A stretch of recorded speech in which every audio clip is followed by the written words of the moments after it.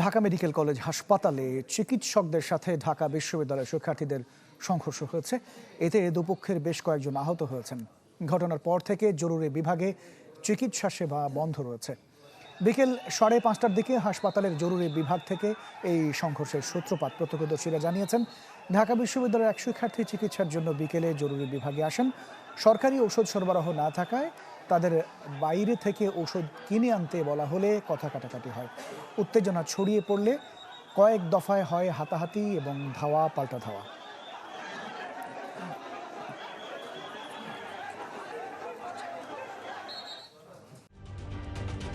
ঢালাইয়ে দৃঢ়তা, নির্মাণে নিশ্চয়তা। প্রিমিয়ার সিমেন্ট, ঢালাইয়ের রাজা।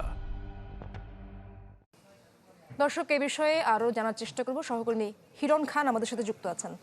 হিরণ, আমরা যেমনটি বলছিলাম যে জরুরি বিভাগের সেবা তো বন্ধ রয়েছে, সাধারণ যারা চিকিৎসা নিতে আসছেন তারা কিভাবে ট্রিটমেন্ট নিচ্ছেন এবং ডাক্তাররা কিছু বলছেন কিনা এবং শিক্ষার্থীরা কি বলছেন?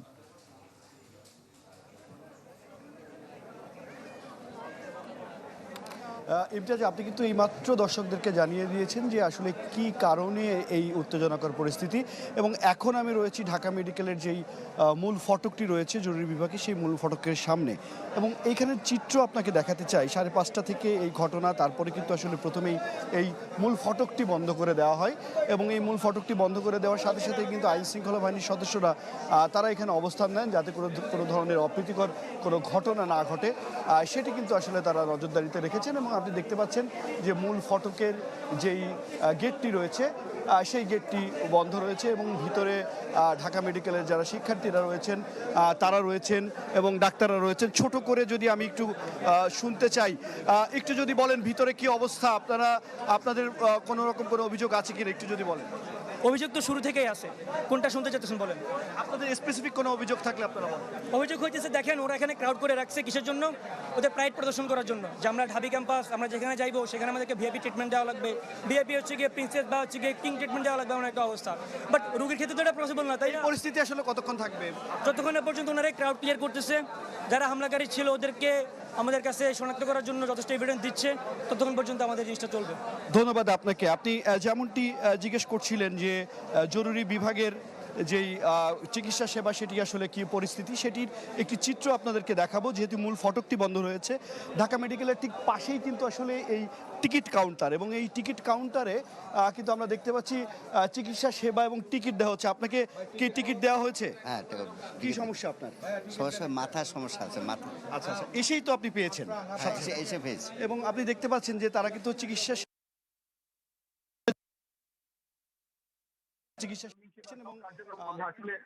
চেষ্টা করি যে যেটা বলা হচ্ছে যে জরুরি সেবার সব কার্যক্রম বন্ধ। আসলে প্রকৃত অর্থে জরুরি সেবার পুরোপুরি কার্যক্রম এখনো বন্ধ নয়। চিকিৎসা এবং টিকিট বিক্রি হচ্ছে, তার মানে যারা এখান থেকে টিকিট কিনছেন তারা কিন্তু যে মূল গেটটি রয়েছে সেই গেট থেকে আসলে প্রবেশ করতে পারছেন। যেই মূল ফটকটি রয়েছে সেই ফটক দিয়ে আসলে যাতায়াত করতে পারছেন না। কারণ একটু আগেই বললেন যে ঢাকা মেডিকেলের যারা শিক্ষার্থীরা রয়েছেন তারা বলছেন যে এই গেটের সামনে এখনো যারা অপেক্ষা করছেন তাদেরকে সরে যেতে। এবং একটা বিষয় একটু জানিয়ে রাখি যে আইন শৃঙ্খলা বাহিনীর সদস্যদের সাথে আমরা কথা বলেছি, তারা আমাদেরকে যেটা জানিয়েছেন যে তাদের ঊর্ধ্বতন কর্মকর্তারা তারা কিন্তু প্রবেশ করেছেন ভিতরে এবং পরিচালকের সাথে কথা বলছেন, খুব দ্রুত সমাধানের তারা চেষ্টা করছেন। অনেক অনেক ধন্যবাদ হিরণ খান আমাদের সাথে যুক্ত হয়েছেন। আমরাও আশা করছি খুব দ্রুত এটি সমাধান হয়ে যাবে।